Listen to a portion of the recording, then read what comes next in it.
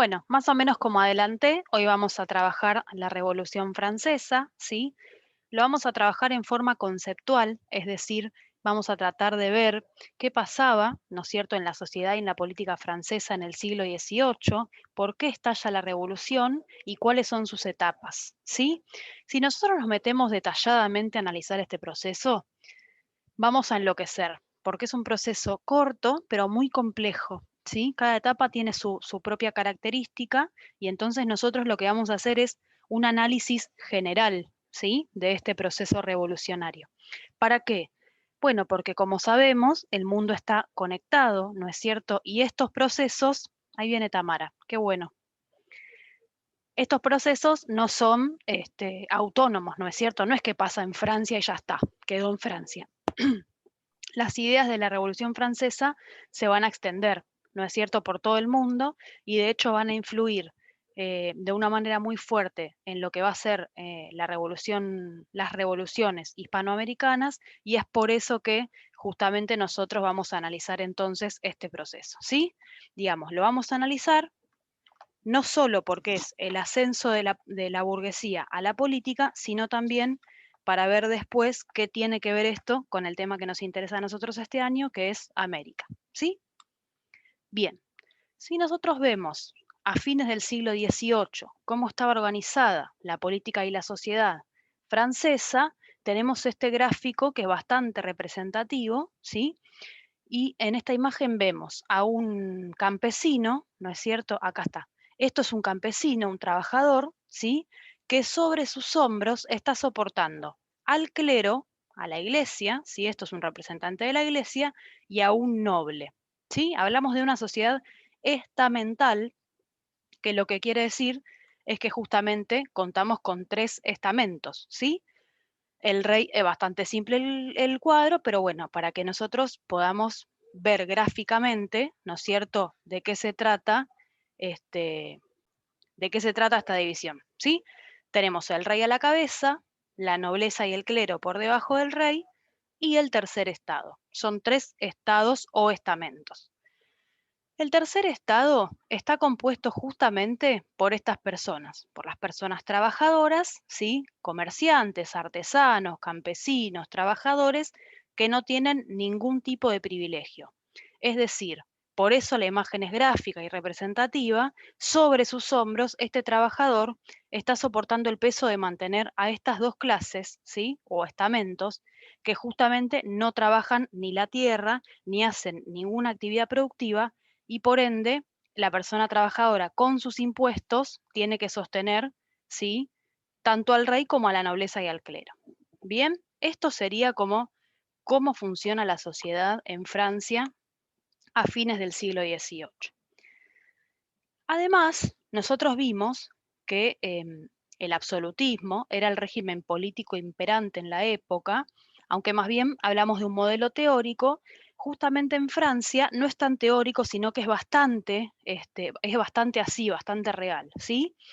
El rey, este rey es Luis XIV, tomaba las decisiones unilateralmente, es decir, las tomaba solos, ¿sí? Solo él tomaba todas las decisiones, tanto ejecutivas como legislativas como judiciales, ¿sí? Pero él y su corte, la corte del rey son los allegados, ¿no es cierto? Todos los sirvientes, Profe, que sí, profe, perdón que te interrumpa, no hay pero hoy problema. 25 me tengo que salir. Bueno, no te preocupes, Santi, porque estoy grabando la clase y después vos La veo podés por Classroom. mirarla. Exacto, la Dale, mirás por Classroom, no hay gracias, problema, profe. de nada.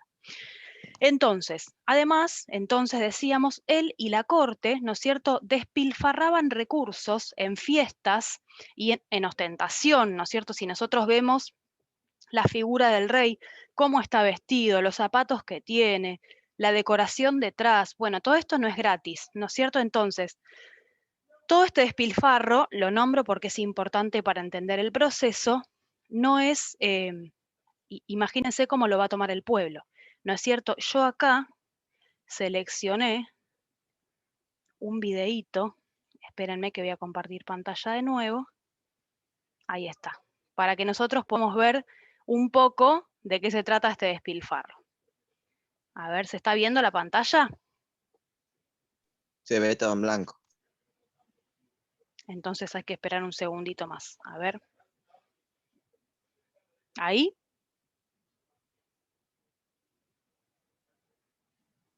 En blanco. Pero qué macana, che. A ver, vamos a compartir de nuevo.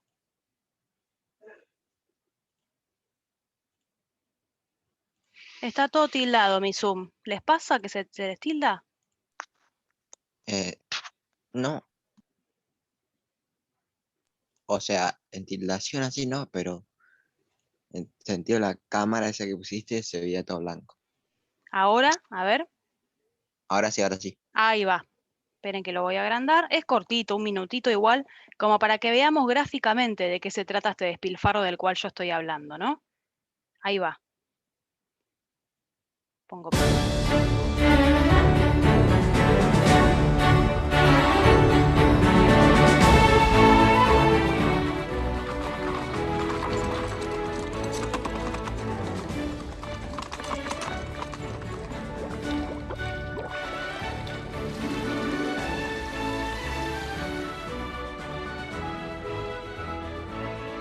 Esto que estamos viendo de fondo es el Palacio de El ataque será Versalles. al amanecer. Esta es la personificación de Luis.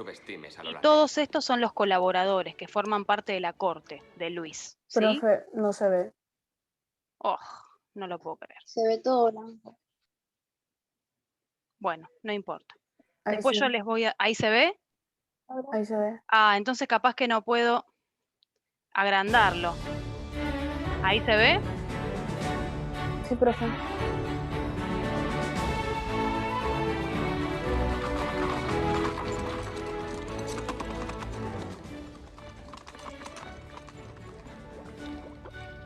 Fíjense las fuentes de agua, que a mí me sorprende hasta el día de hoy. Imagínense esto a fines del siglo XVIII, ¿no? Y esto que se ve detrás es el Palacio de Versalles. Ven como el rey está siendo atendido por sus colaboradores, ¿no es cierto? Están planificando una invasión y el rey, a medida que lo están preparando para la fiesta que se avecina, está planificando la invasión a ese lugar, ¿sí? Nada, para que veamos un poco de qué se trata este despilfarro de recursos que yo estoy viendo. Justamente porque lo que tenemos que pensar es que toda esta gente no trabaja, ¿no es cierto? Es mantenida por el tercer estado, que son los trabajadores. Ahí voy a compartir otro pedacito de, estos son escenas de película, ¿no es cierto? Pero es bastante significativo, por eso lo seleccioné. Ahí ven la pantalla de YouTube. Sí. Bien, no lo voy a agrandar, así se puede ver. And when they went to the queen to tell her her subject had no bread, do you know what she said? Let them eat cake. Who took the bomb?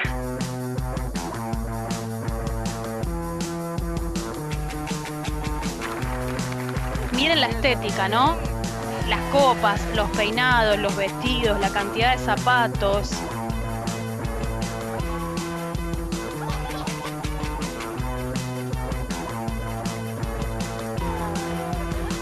Las fiestas, ¿no? Who took the bomb from the bomb ba-lum, ba-lum? Who took the ram from the ram-a-lam-a ding dong? Who took the bomb from the bomb ba-lum, ba-lum? Who took the ram from the ram-a-lam-a ding dong? Bueno, esto también es un extracto de la película María Antonieta, que justamente lo que marca es esto, cómo se despilfarraban los recursos del pueblo, básicamente, ¿sí? Cómo ella a través de sus fiestas, y cuando empieza el video, dice, bueno, tenemos hambre, no tenemos pan, dice el pueblo francés. Y ella se supone que dijo, bueno, si no tienen pan, que coman tortas. Esto es más bien un mito en la historia, ¿sí? No está comprobado que María Antonieta haya dicho eso, pero bueno, es algo que se tiene en cuenta como para ver de qué se trataba esta crisis que nosotros vamos a analizar y que gracias a esta crisis se desata lo que conocemos como Revolución Francesa, ¿sí? A ver que no me deja... ¡Qué porquería!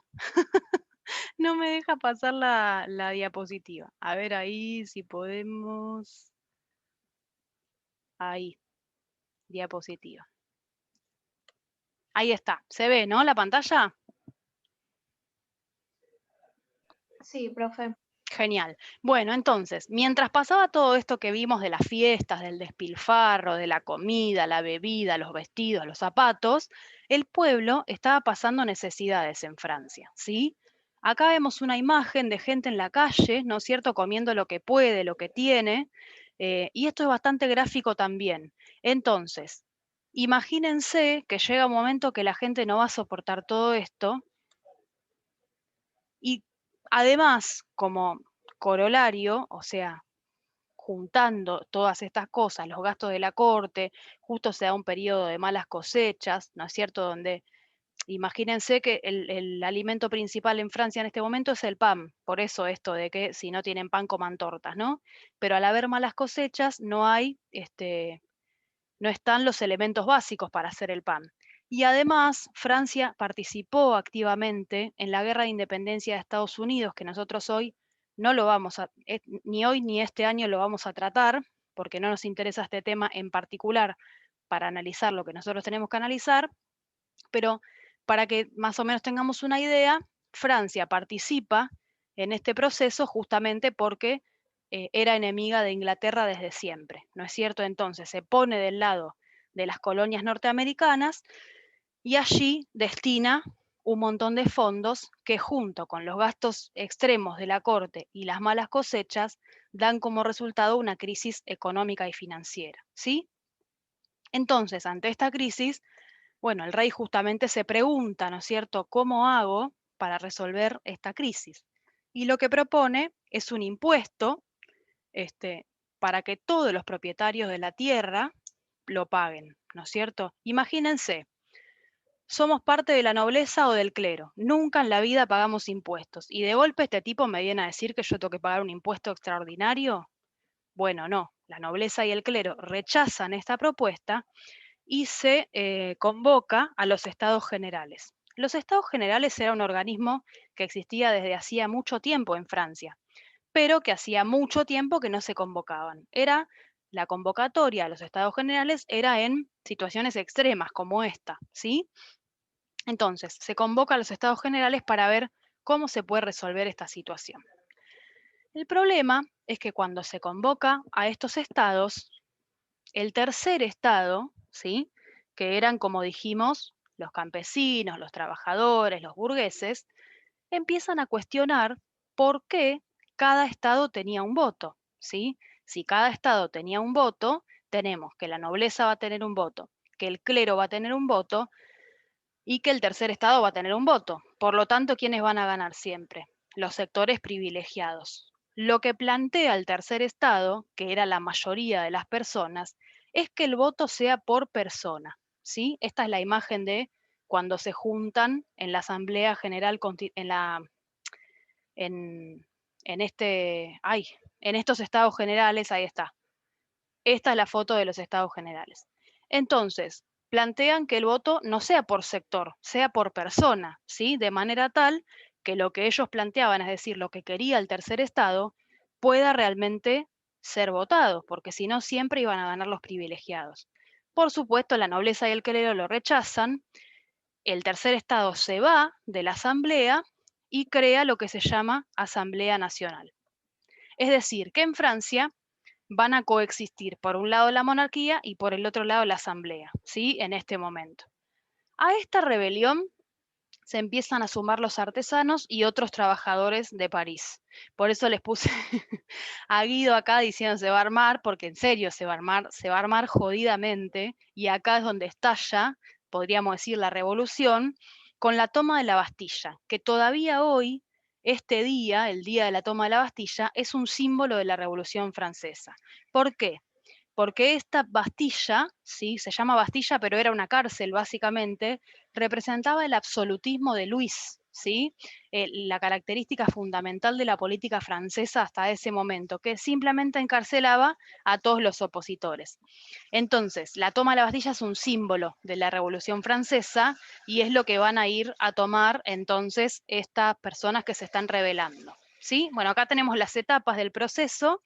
Tenemos que son 4, la monarquía constitucional, la Primera República, el Imperio y la Restauración. No se asusten, porque ahora vamos a ver algunas características de cada momento. Esto es para que lo tengan así como a nivel general, pero no se asusten, ¿sí? Entonces, la monarquía constitucional es una decisión de la Asamblea, ¿sí? Esta Asamblea, es decir, este tercer estado que se va a ir de la convocatoria que había hecho el rey, a partir de crear la Asamblea, decide abolir los derechos feudales, ¿sí? Entonces, ¿qué quiere decir abolir los derechos feudales? Terminar con la servidumbre, con la justicia señorial y con las rentas que cobraban los señores, ¿sí? Estamos hablando de fines del siglo XVIII con costumbres todavía de la Edad Media, ¿sí? Pero además a partir de esta asamblea se va a proclamar lo que se llama como la Declaración, ¿sí?, de los Derechos del Hombre y del Ciudadano. ¿Para qué sirve esta declaración? Para decir que todos los seres humanos son iguales por naturaleza, ¿sí? Y además se garantiza el ejercicio de una serie de derechos, por ejemplo, la libre expresión y la libertad religiosa. Pero además, esta declaración, ¿sí?, incluye un principio que va a ser clave, que es la soberanía popular. ¿Por qué es clave la soberanía popular? Porque no es lo mismo ser súbdito del rey que ser ciudadano, ¿sí? Lo que está diciendo esta declaración es que las personas dejan de ser súbditas del rey y pasan a ser ciudadanos con sus propios derechos, ¿sí? Y además incluye la división de poderes, por lo cual la monarquía va a seguir existiendo, pero va a ser de carácter constitucional, ¿sí? ¿Se entiende cómo se va terminando el absolutismo así? O sea, deja de tener todo el poder el rey, porque va a tener justamente una parte que lo va a controlar, ¿sí? Bueno, pero ¿qué va a pasar? La Asamblea, en 1792, declara la guerra a Austria, ¿sí?, dado que Austria apoya al rey, a Luis XVI. Esta asamblea termina siendo disuelta y es reemplazada por una convención nacional, que lo que hace es abolir la monarquía constitucional y establece la república, ¿sí?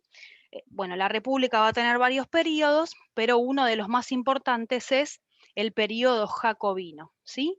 Los jacobinos son un sector del tercer estado que lo que van a hacer es introducir, seguramente en alguna película lo habrán visto o en algún dibujito, introducir la guillotina, ¿sí? La guillotina es un elemento de castigo por el cual básicamente le cortan la cabeza, ¿sí? En esta foto se muestra cómo le cortan la cabeza a Luis, también van a guillotinar a María Antonieta, que era la reina, bueno, y a todos los que estén en desacuerdo con los jacobinos, ¿sí? Los van a pasar por la guillotina, por eso yo les puse acá la carita, queremos ver sangre. Era realmente sangriento este periodo, ¿sí?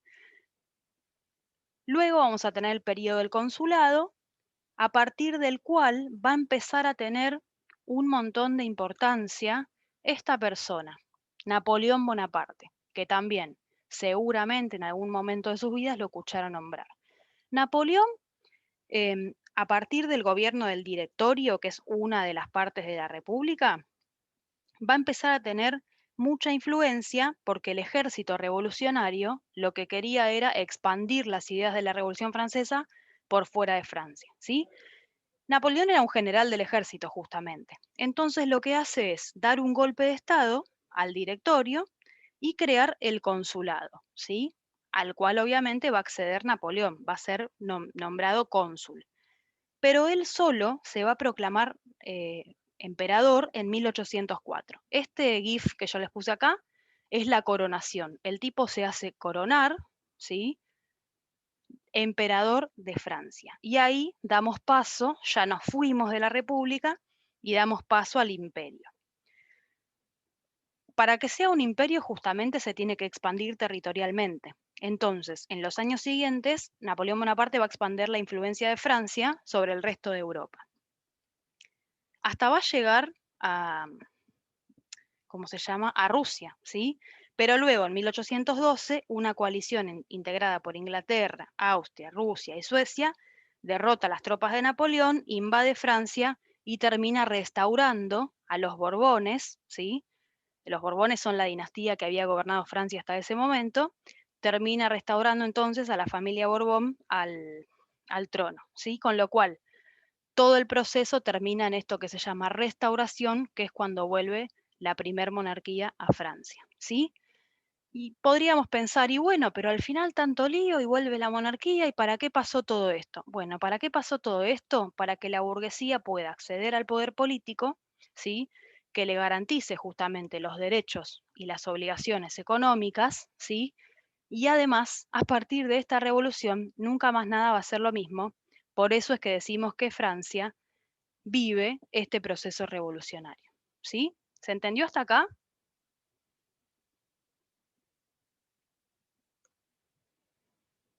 Sí, profe. Bien, algo que no dije antes es que si nosotros tuviéramos que comparar la Revolución Francesa con la Revolución Industrial, por ejemplo, es que son distintos tipos de revolución, ¿sí? Una revolución sabemos que es algo que va a pasar y que a partir de que pasa eso, todo lo que está alrededor va a cambiar y nunca va a ser igual que antes, ¿no?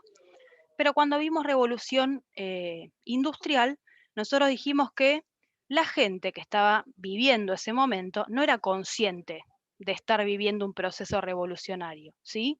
Porque simplemente los cambios iban ocurriendo lentamente y la gente se iba adaptando a esos cambios, pero no es que decía, ¡ay, qué revolucionario! Apareció una fábrica en aquella ciudad. No, no era consciente. En cambio, en la Revolución Francesa, que fue todo mucho más rápido, mucho más drástico, la gente sí era consciente de que lo que estaba pasando era importantísimo y que la vida en Francia iba a cambiar para siempre, ¿sí? Y además hablamos de una revolución ideológica, política, ¿sí? Frente a una revolución, como fue la industrial, económica, ¿sí? Que como siempre digo, en historia, por supuesto, una esfera influye sobre las otras esferas de la sociedad, ¿sí? Pero si tuviéramos que hablar del carácter de la Revolución Francesa, hablamos del carácter político e ideológico. Y si hablamos de la industrial, hablamos del carácter preponderantemente económico, ¿sí? ¿Se entiende hasta acá? Voy a dejar de grabar.